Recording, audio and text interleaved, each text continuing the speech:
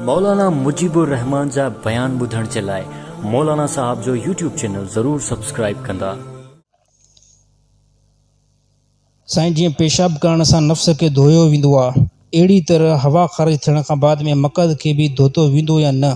तमामु घणो माण्हू चवंदा आहिनि त मक़द खे बि धोतो वञे। न साईं, पेशाब करण खां बाद में इंसान नफ़्स खे धोईंदो आहे न, ऐं न धोईंदो त पोइ कपिड़ा पली थींदा न। हा, अहिड़ी तरह हवा ख़ारिज थियण में मक़द खे धोतो न वेंदो। ॻाल्हि सम्झ में अचे नथी अचे? सही अल्फाज़नि खे इनखे मख़फ़ी रखूं था, वधीक तव्हां सम्झी वेंदव। हवा इंसान खां यार निकिरंदी आहे न, इन में मक़द खे धोतो न वेंदो। काफ़ी माण्हुनि मूंखे ॿुधायो साईं, हे काफ़ी असांजे ॻोठ में मसइलो हले थो।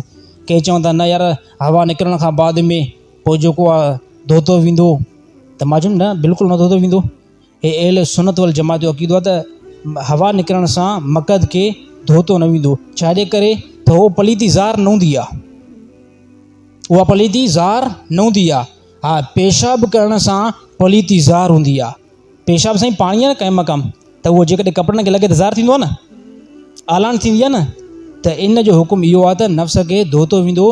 हा, बाक़ी हवा ख़ारिज थियण सां मक़द खे धोतो न वेंदो। वुज़ू जेको मटाइणो पवंदो बसि। जेकर नमाज़ से आयासीं, हवा ख़ारिज थी आहे, वञी करे वुज़ू जेको आहे मटायो, वुज़ू ॿियो कयो।